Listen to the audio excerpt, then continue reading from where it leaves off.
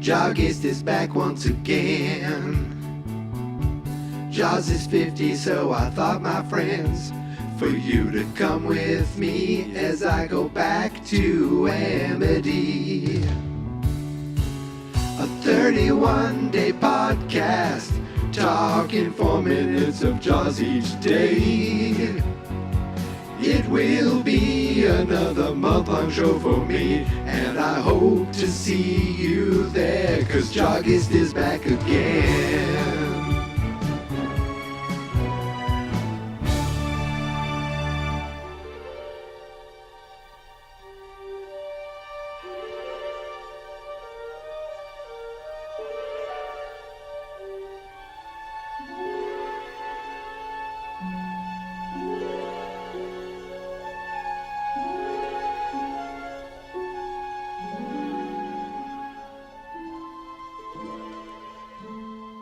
Happy Thursday, everybody.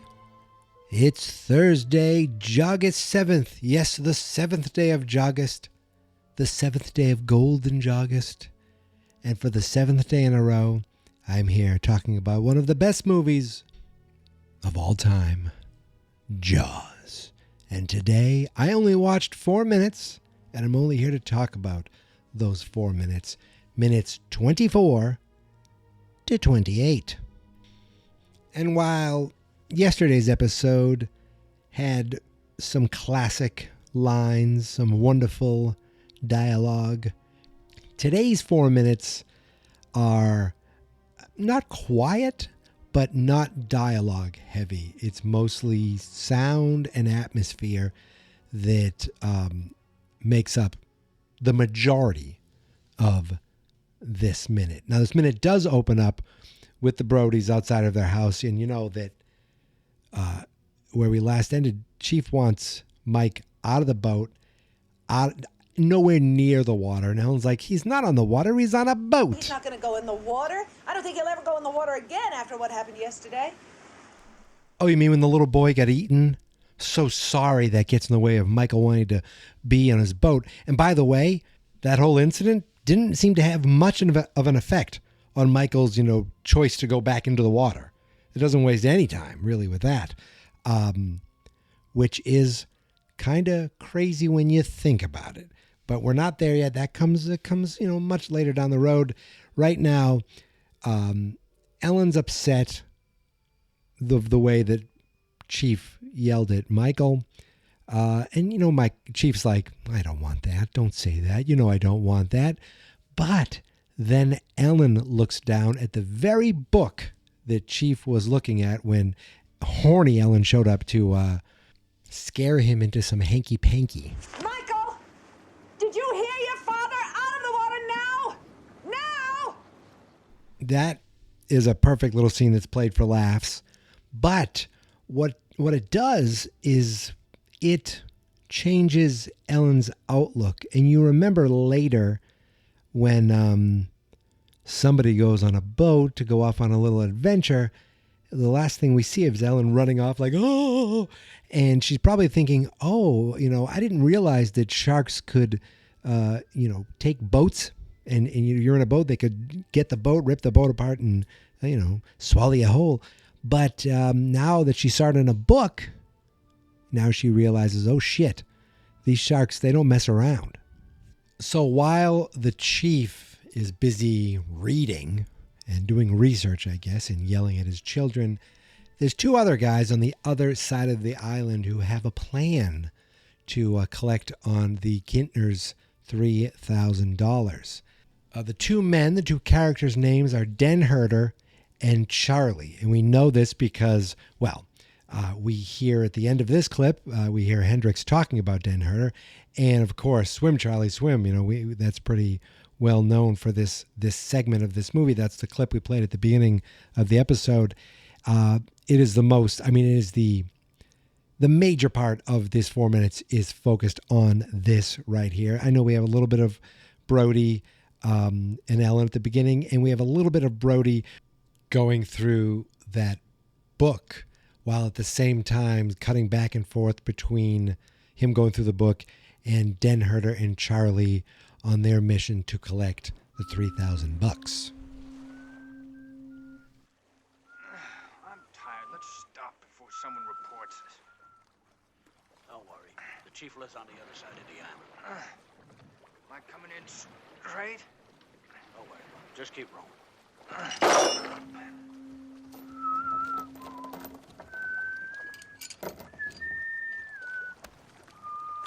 We better catch something. This is my wife's holiday roast. Don't worry about it. $3,000 buys an awful lot of roast.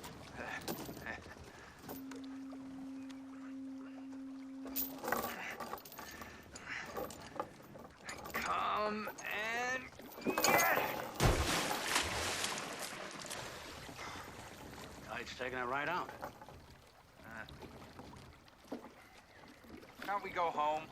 So I wanted to play that clip because I love the whistling at the beginning. It just feels like one of those comfortable sounds specific from a movie that's not like famous. Hey, remember when Den Herder or Charlie whistled? No, but you hear that sound and it brings you right to that moment visually, mentally in your head. And I wanted to include that. Plus, I wanted to include them, hearing their plan. They have a holiday roast. They take a hook. They hook this giant roast. They throw it off the pier. The tire takes it out, and they just sit there and wait. Even though one of them, I'm going to say is Charlie, saying, "Can we go home?" And then, of course, at the end, you hear him go, "Can we go home now? Can we go home now?" But what was their plan?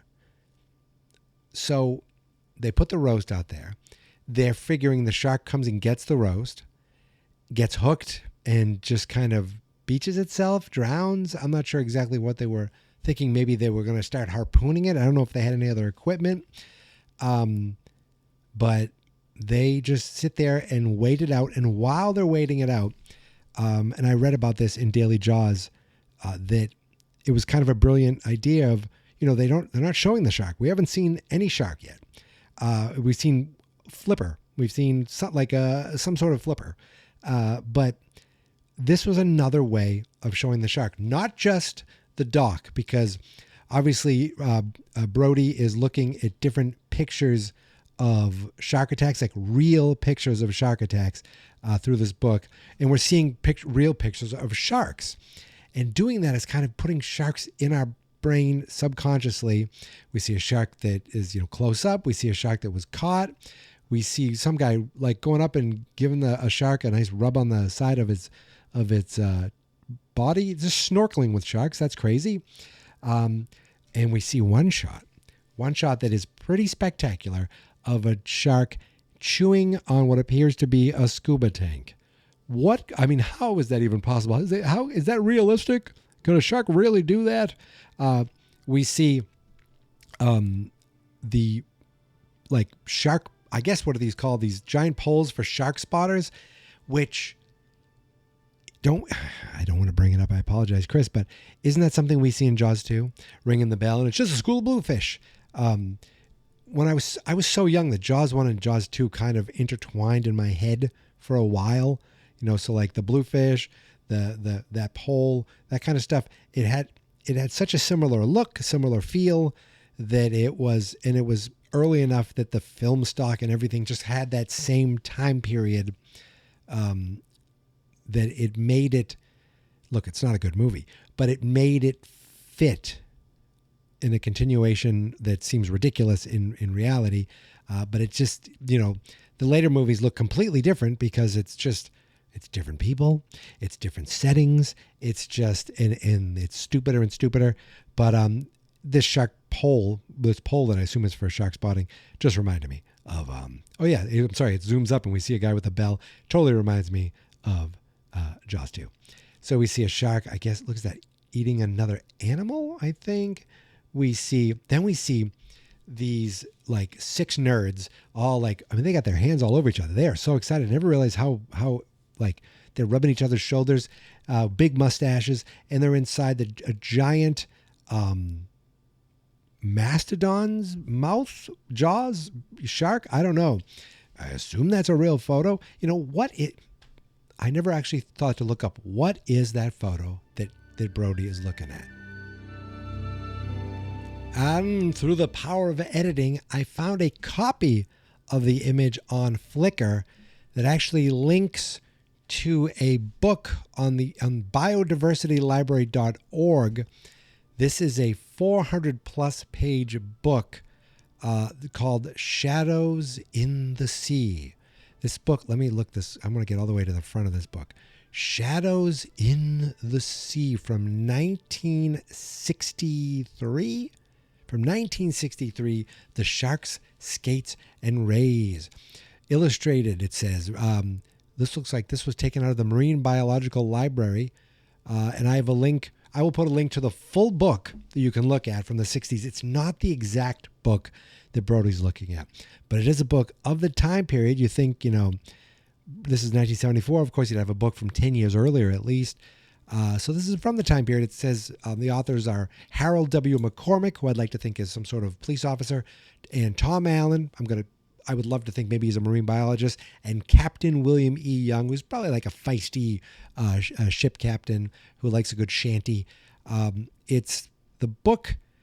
I'll have a link to the book and a link to the Flickr account that's also from the same biodiversity library in the show notes so that you can see everything. I want to give credit to them.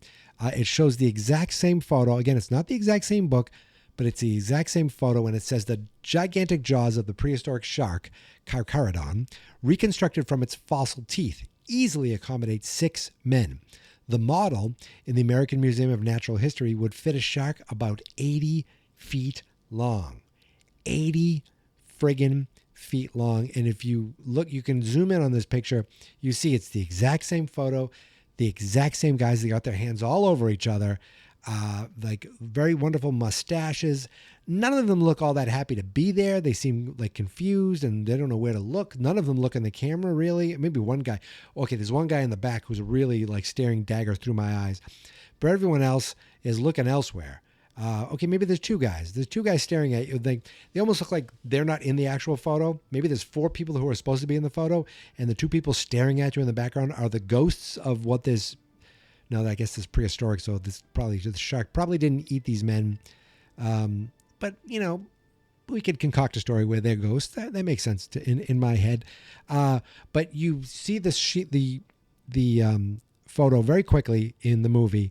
It is jarring just how huge it is, but I wanted to give some context to the photo itself so you can see all of that in the show notes. And that's a reminder to myself, hey, Mike, make sure you put that in the show notes. Okay, Mike, I will. Okay, besides the jaws, the actual jaws of that shark, we see some pretty gross stuff too, some very graphic, very real shark attack aftermaths. Like this one dude, he's got like he lost a good 20 pounds from his side. The shark just bit right into him. You got looks like a leg. I'm gonna guess it says the shark has successfully retrieved the. I don't know. I'm reading something I'm trying to read something under the text under the picture. It doesn't seem to fit. It's gross. We see like chunks of side leg meat. I mean, that's disgusting leg meat, and that is real. And I want to throw up. And thankfully, we don't see that anymore. We jump back over to Charlie and Den Herder, and we get to the real meat of this 4 minutes. And that's when the shark bites. Literally, I can't think of any other term. The bait works, the holiday roast works, and we're seeing all these real pictures of sharks. We're seeing all these real pictures of aftermaths, and then boom, we're brought right into some action, and it's funny. We don't see a shark. We don't see a monster coming out of the water. No fin, nothing. All we see is a tire being tugged away. And they're like, hey, wait a second here. What's going on? Now, Den-Herder's like, what's that? Charlie gets too close to the edge. He's like, look, it's taking it. It's taking it. And what did they think was going to happen? Again, I think I said this earlier, but like, my only thinking is they don't realize how big the shark is. They think it's, probably like the shark that does get caught. They probably think it's something like that. So that shark gets hooked, goes to get pulled out, and when it gets, the chain gets to the end, it rips the jaw's mouth open and the shark dies. That's my only thinking. That must be what they're thinking. But that's not what happens, because this monster takes the dock right out. I mean, pulls the dock right out, and like right away, Den-Herder's like, oops, I'm getting a little wet. And he gets right back up. He's like, I'm fine. Don't worry, Charlie, I'm fine. He turns around and is like, oh, shit. Because Charlie is caught out in the ocean. He gets pulled out a little more. Now, we're thinking, that's fine. That's fine. The dock's going away. Everything, the shark's going the other direction. And then the dock turns. Now, in reality, in the physics world of reality, that chain is so long, okay, that if that dock turns around, that means the shark should already be eating Charlie. When you think about it, that chain was long enough that by the time that the shark has gone enough for the dock to completely turn around and start coming back at him, like Charlie's right there. You can see, I'm looking right now at a frame of the dock and Charlie, and you realize that the shark should be eating him right now. But at some point, the shark gives up. Now, maybe what happens here is, I'm going to guess that the shark was never there. That, not never there, but the shark never turned. So he broke off the chain, he bit off the hook, something. And then the tide turned the dock around. And that's it. The tide turned the dock around. The tide brought the dock in. Charlie is freaking out for his life as the dock's coming closer and closer. The music's there.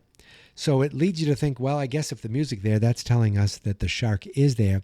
But I'm starting to think that the shark was already gone, because then the dock there's no other jostling that you'd think, like, where the shark would separate itself, and the dock just the end of the dock just rolls into shore, and that's the, Charlie's saved, Den-Herder's saved, and now Charlie's like, can we go home now? The roast is gone, but the guys live to see another day. They survived the movie. So you might notice when watching it that it's dark, but is it really dark? Like, if you rewatch that scene, you might notice that the coloring, like the sky, like nothing is, it doesn't feel that dark. Like, yes, it's dull and it's darker, but like when Chrissy went swimming, that felt like that was really dark. And again, I don't know for sure, but when you see the ocean here, it's really well lit for the fact that this is happening, quote unquote, at night, or I guess you could say it's at dusk. But what's really happening here is this thing is being shot during the day. It's something called day for night movie shooting. So I'm going to look up day for night. And what that means is you'd film something during the day, but you really underexpose it in the camera. Like, you don't let barely any light get into the aperture, into the film. Or you can also darken it during post-production by adding a blue tint to it. I used to do a trick when making home movies where I would turn my television on in the room, but I put it on a static station, so it wasn't like light bouncing around. So it was a steady color of just black and white, but I turn the lights off in like my bedroom. I remember shooting a movie where I had like this bad dream. It was a movie about like a toilet attacking people. And one of the moments I'm waking up from a bad dream, and the way I would always do it is I'd have the TV right near you with the lights off, and the light of the TV kind of lighting the room blue. That kind of makes, everyone in, the history of movies is kind of predisposed to seeing blue, dark blue, and thinking, oh, it's nighttime, when all it is lighting. If you ever watch like old sitcoms, it's never quite dark in the room, and then they they'll put on a tiny switch, and then boom, it's really bright because it's all, studio lighting. But what they do here, you can't, with the unpredictability of films, sometimes you just have to take these, I remember seeing it in different movies. Like, I think that's shot in the daytime, especially low budget movies. But you take what you can get, you film something, it looks like they filmed it early in the morning, and you just underexpose it, add a blue tint, boom, it's nighttime. And when you see this, you can kind of say like, oh, you can have so much, even though it's dark, it's a darker image, there is a lot of detail in the image. And I think that's because it was shot during the day. I forgot to mention who these two guys were, Charlie and Den Herder. So Den Herder is Mr. Edward Chalmers Jr. Chalmers, born in 1922, passed away in 1993. He has an IMDb page, and it says he was an actor known for, you're not going to believe this, not Jaws, known for Night School in 1981. Are you friggin' kidding me? He played construction worker in some low-budget slasher movie, and that's what they have him known for. He's in only one other movie, and the friggin' movie is Jaws. And yes, he's uncredited. There's a lot of people in this movie that's uncredited. Yes, he's uncredited, but come on. He's got an actual moment. He's got a character named. I don't know how much construction worker does in Night School, but no matter what, he could be the star of that movie. He's still known better for Jaws. The other guy, Charlie, Mr. Robert Chambers. He was born on September 18th, 1916. He was an actor, it says, and he died in 2001 in Boston. 1916 to 2001. He's known for one movie and one movie only, Jaws. But if you look under his IMDb, it talks about how he acted in Charles Laughton's adaptation of Bertolt Brecht's play Galileo at the Arena Theater in Washington, D.C. So he was an actual actor, a stage actor. But, I mean, again, he's not, hey, that's the guy from Galileo in Washington, D.C. No, it's friggin' Charlie who swam for his friggin' life because a doc was chasing him. So I put a link to a blog post from the Daily Jaws in the show notes as well. And it talks about this scene. It talks about I think I mentioned how the pictures of the shark leading into the scene kind of works psychologically. But it also talks a little bit about the behind the scenes. It says attending the filming of that scene and helping with the breakaway doc was John Landis, later the director of American Werewolf in London. He'd been asked to come down and speak to Spielberg about working on the script that would eventually become Close Encounters. Instead, he got a close encounter of a different kind, helping out on the classic suspense scene. It says here it was shot in early June 1974 on a small private beach in Hairthaven. It's got to be Hearthaven. I freaking said Hairthaven, which is a small part of Oak Bluffs on Beach Road. There's no way I'm editing that out. Hairthaven. Jesus Christmas.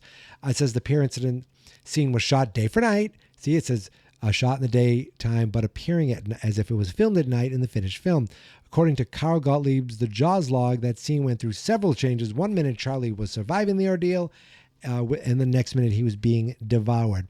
There is a really cool shot, and you can see it's just completely done in the daytime with all these different crew members around.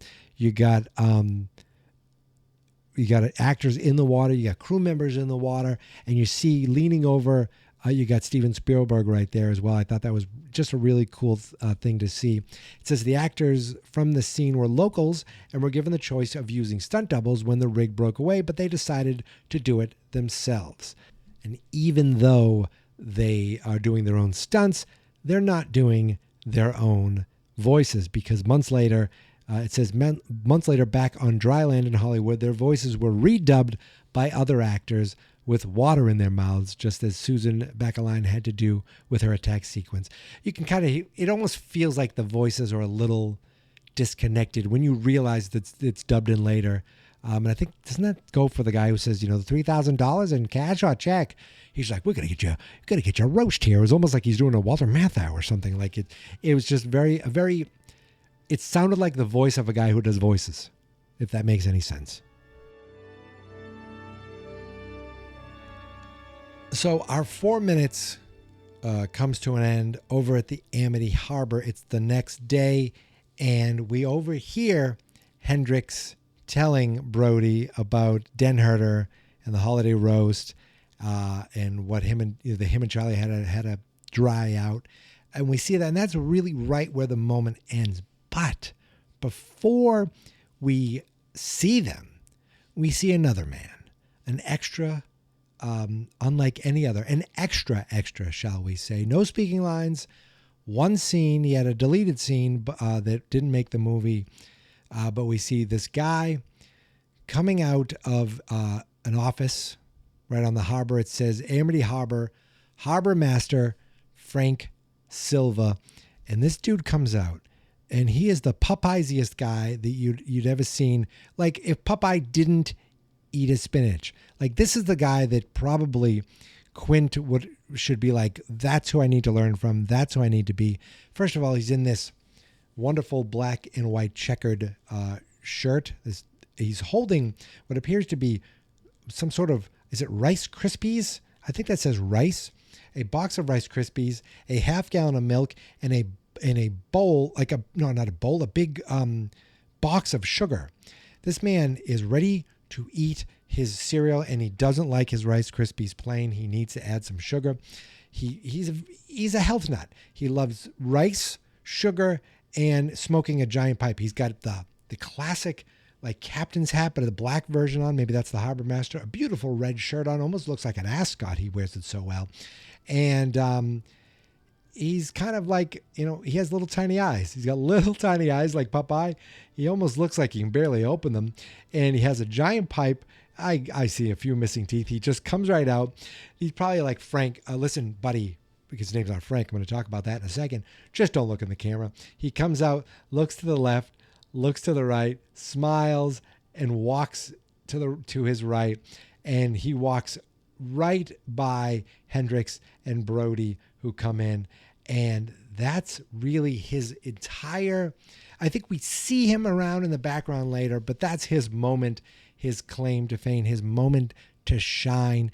And he shines so brightly, so very, very brightly. I'm going to put another link to another article from the Daily Jaws. They are a great resource. This is from February 16th, 2022. The Jaws Extra, who was Steven Spielberg's lunch pal and didn't know it. It says, stories about the making of Jaws have become movie industry folklore. I'm kind of I'm summarizing it a little bit. All the pressure, it says about all the bad things, all the things that were going on, feuding actors, sinking boats, faulty effects, the increasing budget. All this pressure was resting on a 26-year-old Steven Spielberg's shoulders. And there's some cool photos of him wearing a headset, probably watching a scene being shot. With such a chaotic and ultimately traumatic shoot, Spielberg had nightmares about Jaws for years afterwards.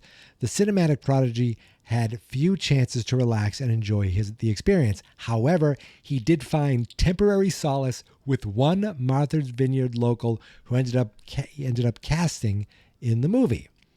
It says Donald Poole, a veteran Menemsha lobsterman in his 70s, was coerced into being an extra in Jaws by his daughter-in-law, Jeannie, who just happened to be the movie's casting assistant. That's cool that they hired locals to do these things. And they not just be in the movie, but work on the movie. It It says Donald's featured as an instantly recognizable Amity Island Harbormaster Frank Silva. Like many of the locals playing residents of Amity Island, Donald had no previous acting experience. You couldn't fool me. So it shows the picture of him in the actual scene coming out with a big smile on his face. But there's another shot of him. It almost looks, it says Donald appeared in a deleted extended version of the Amity Harbor sequence. What I'm looking at, maybe it was taken from a DVD or from a television. Like it almost looks like a TV airing added the scene in. The way the picture is blocked, he's sitting with there's stuff going on in the background. There's guys in boats, but he's sitting with his bowl of Rice Krispies, his box of Domino sugar, and a half gallon of milk. And it almost looks like he's going to be in a cereal commercial. So going back into the article, we couldn't find actors anywhere to duplicate the people we saw in Menemsha. Their skin was well weather beaten. These were men who had worked so very hard on their lives in the elements.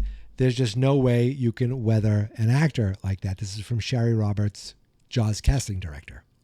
There's a really cool photo of Donald Poole on his lobster fishing boat in the 70s. Is he have an earring, or is that just... It looks like he has a big earring, but that can't be right. I think that's just in the photo.